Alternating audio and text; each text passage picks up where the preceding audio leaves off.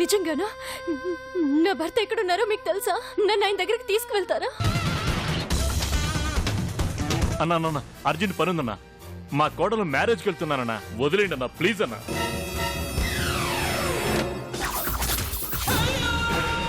రఘురామ్ ఈ రోజు ఒక అమ్మాయిని పెళ్లి చేసుకోబోతున్నాడు. ఏమండి?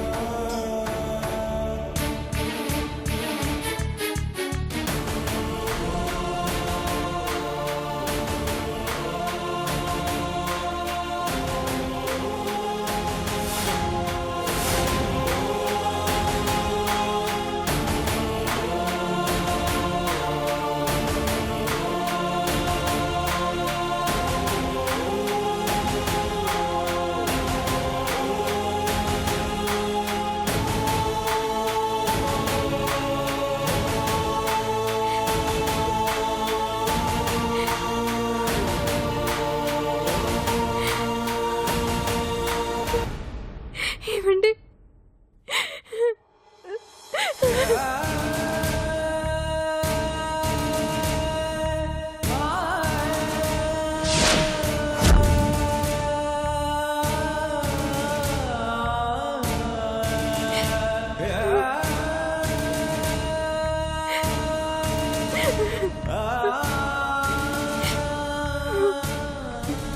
ఏంటండి అలా చూస్తున్నారు? నేను దీపని. దీప,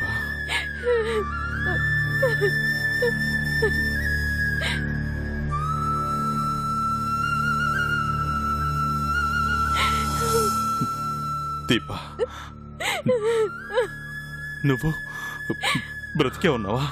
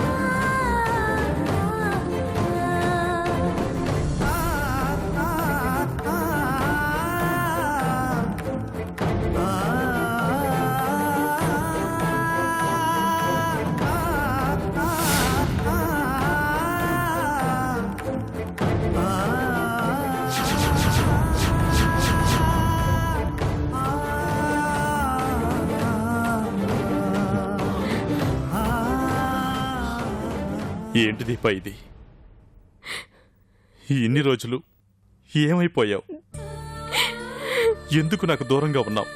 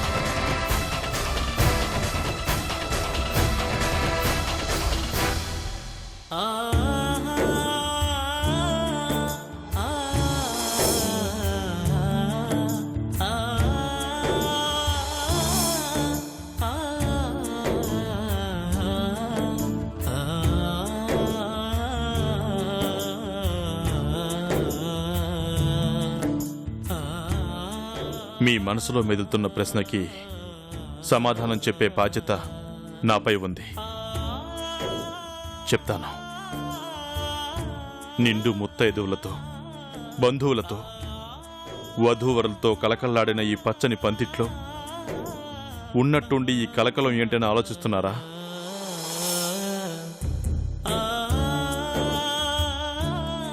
వేద మంత్రాల సాక్షిగా 7 అడుగులు నడవాల్సిన నేను ఎందుకు వెనకడుగు వేశానో అర్థం కావట్లేదు కదూ.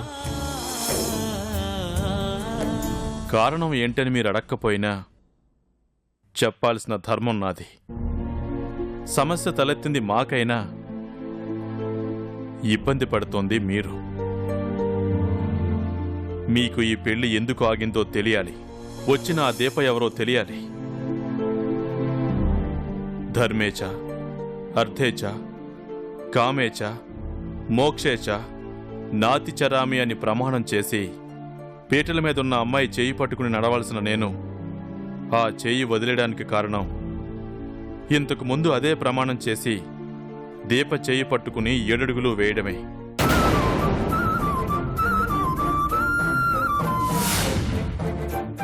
కన్న తల్లినే కాదనుకునేంతగా నా దీపని ప్రేమించాను. నా తల్లి మనసును బాధపెట్టే దీప చెయ్యి అందుకున్నాను. అమ్మ మనసును కష్టపెట్టానే అని బాధపడుతున్న నన్ను ఇంకా బాధ పెట్టడానికి ఆ దేవుడు దీపం నా నుండి దూరం చేశాడు.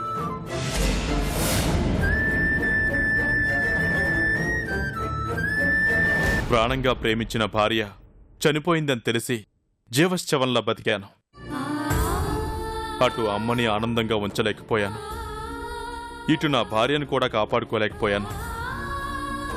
అసలు నా బ్రతుక్కి అర్థమే లేదనుకున్నాను.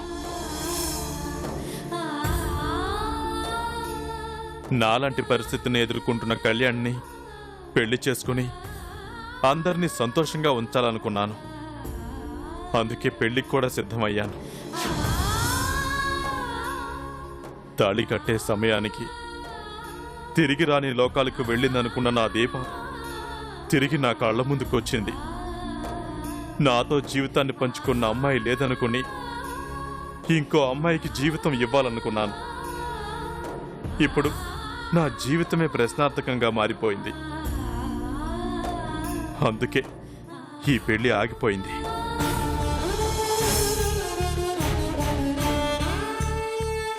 పెళ్లికొచ్చి దీవించండి అని ఆహ్వానించిన ఈ చేతులే ఇప్పుడు మిమ్మల్ని క్షమించండి అని అడుగుతున్నాయి.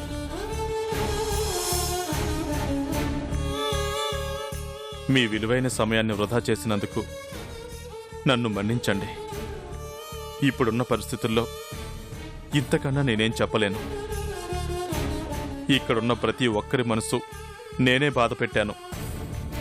దయచేసి నా పరిస్థితిని అర్థం చేసుకోండి ప్లీజ్.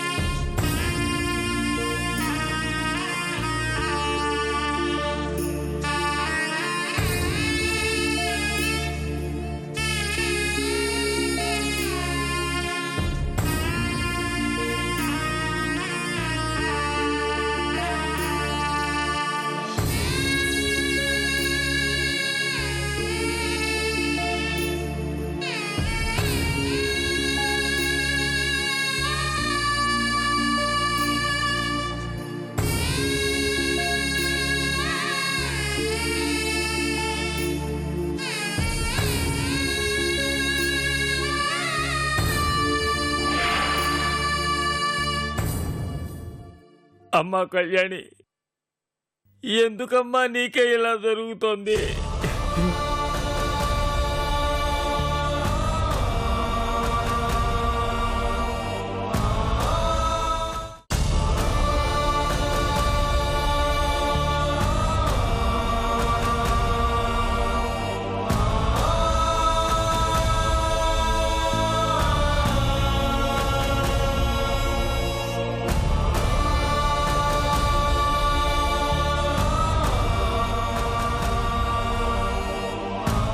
ఇప్పుడు నన్ను ఏం చేయమంటావమ్మా?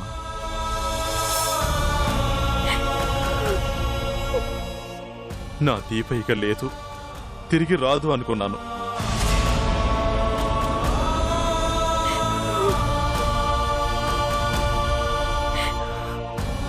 కానీ నా కోసం బ్రతికొచ్చింది. అందుకు చాలా ఆనందంగా ఉంది. కానీ ఈ ఆనందం కళ్యాణి జీవితాన్ని విషాదంలోకి నెడుతుందని బాధగా ఉంది.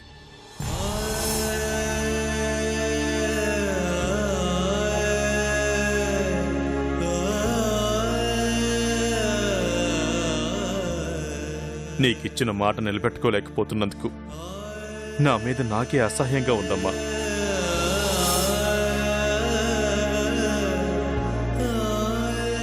చెప్పమ్మా, కళ్యాణి జీవితానికి ఎలా న్యాయం చేయగలవమ్మా? ఎలా? అదే ప్రశ్న నన్ను వేధిస్తోంది రఘురాం. పచ్చని మండపంలో ఆ దేవుడు ఎందుకింత మంట పుట్టించాడో.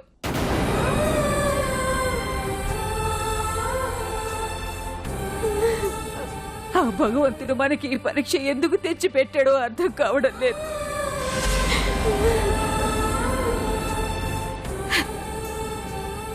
దీప నీ జీవితంలోకి తిరిగి వస్తుందని తెలిసి కూడా నీతో కళ్యాణి పెళ్లి కుదిర్చాడంటే ఆ పైవాడు మన మీద పగ పట్టాడు రఘురాం.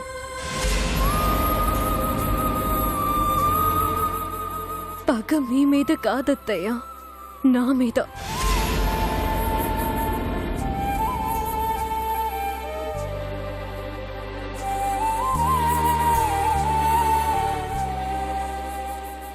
పెళ్ళయి నా భర్తతో సంతోషంగా గడపడం చూడలేక నన్ను ఆయనకి దూరం చేశాడు.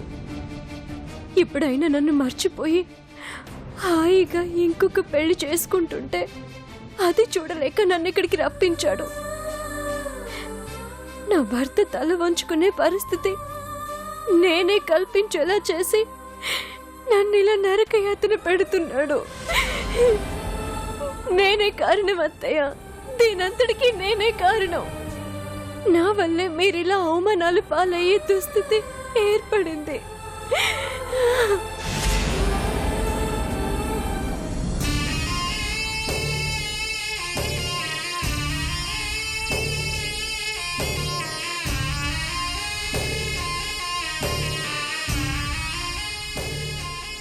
నువ్వు కాదు దీప, నేనే ఇంతమంది బాధపడ్డానికి కారణం. కానీ అదేంటో, నేను ఎవరినైతే సంతోష పెట్టాలనుకుంటానో ప్రతిసారి వాళ్ళనే బాధ పెట్టే పరిస్థితి ఏర్పడుతుంది.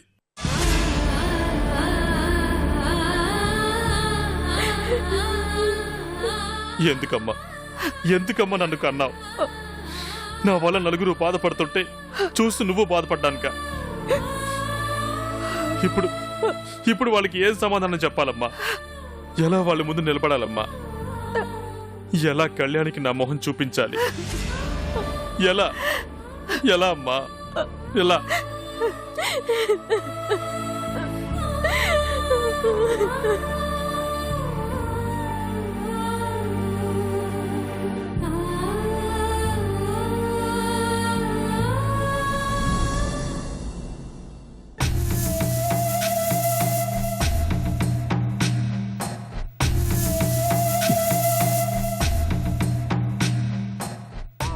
Yes!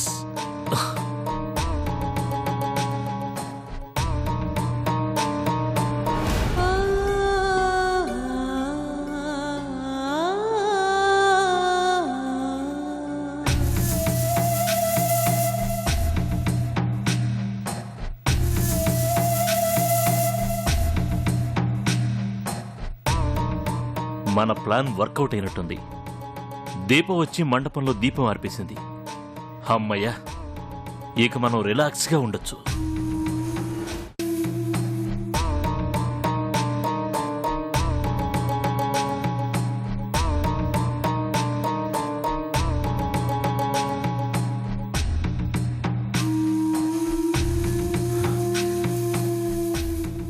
ఏం జరిగింది నాన్నా? కళ్యాణికి ఇంకో పెళ్లి యోగం ఉన్నట్టు లేదురా. నిండు పందిట్లో నిప్పు రాజుకునేలా చేశాడు రా దేవుడు. నిప్పు రాజుకునేలా చేశాడు.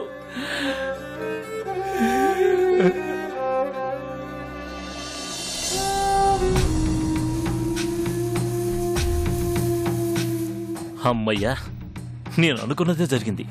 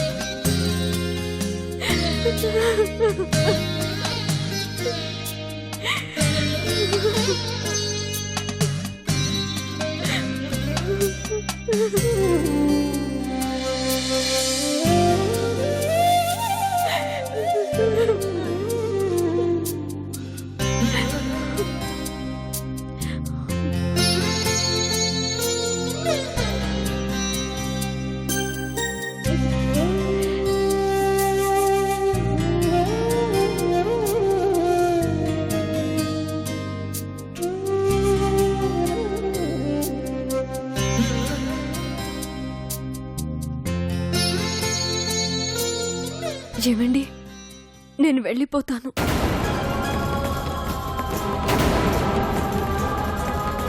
నేను రావడమే ఈ అనర్థానికి కారణం. అందుకే నేను వెళ్ళిపోతాను. మీరు ఆ అమ్మాయినే పెళ్లి చేసుకోండి. ఏం మాట్లాడుతున్నావు దీప? నిజం మాట్లాడుతున్నానండి.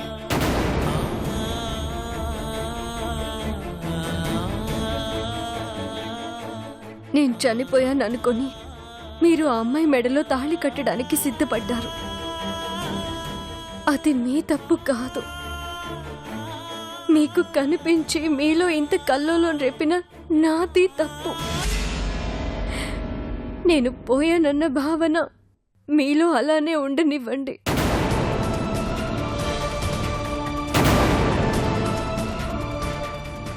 మీరు కళ్యాణిని పెళ్లి చేసుకోండి. అర్థం లేకుండా మాట్లాడకు దీప. నువ్వు బతుకున్నావని తెలిసిన తర్వాత కూడా నేను ఆ పని చేయలేను. అమ్మ సంతోషం కోసం నిన్ను మర్చిపోయి కళ్యాణ్ని పెళ్లి చేసుకోవాలనుకున్నాను, కానీ నువ్వు బ్రతుకున్నావని తెలిసాక నేను ఆ పని చేయలేను. లేదండి, మీరు ఆ అమ్మాయిని పెళ్లి చేసుకోండి. అదే న్యాయం. పీటల మీద పెళ్ళాగిపోయిన అమ్మాయిని చేసుకోవడానికి ఇంకెవ్వరూ ముందుకి రారు. ఇప్పుడు నేను వచ్చానని మీరు ఈ పెళ్లి చేసుకోకపోతే కళ్యాణి జీవితం ఈ పందిట్లోనే అంతమైపోతుంది. తను ఆడపిల్లే కదండి.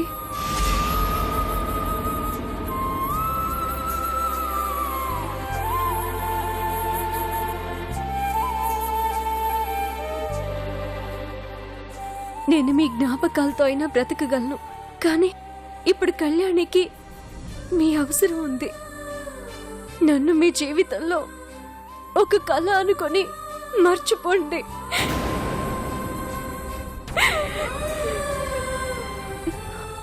అత్తయ్య, నేను వెళ్తాను. దీపా, దీపా, ప్లీజ్ దీపా, నా మాట విను. నువ్వు లేకుండా నేను ఉండలేను. నువ్వు మాతో పాటే ఉండాలి. ప్లీజ్ ప్లీజ్ దీపా, నువ్వు మాతో పాటే ఉండాలి.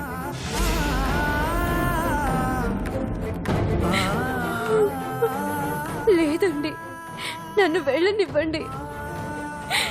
నేనొక నష్ట జాతకురాలని. అందుకే నాతో పాటు ఎంతమంది బాధకి, సాటి ఆడదాని కన్నీళ్ళకి కారణమయ్యాను. నేను మళ్ళీ మీ జీవితంలోకి వస్తే మీరు సుఖంగా ఉండలేరండి. కళ్యాణికి అన్యాయం చేశానన్న బాధ మీలో ఎప్పటికీ అలాగే ఉండిపోతుంది. మనల్ని ఆ బాధ సరిగ్గా బ్రతకనివ్వదండి, బ్రతకనివ్వదు.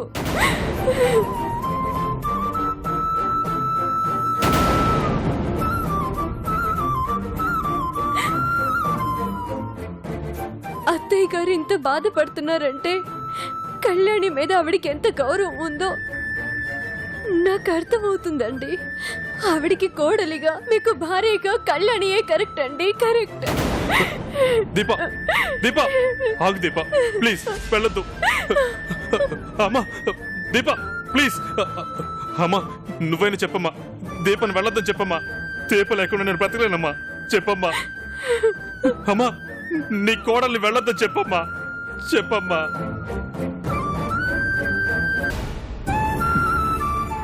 దయచేసి నన్ను క్షమించండి.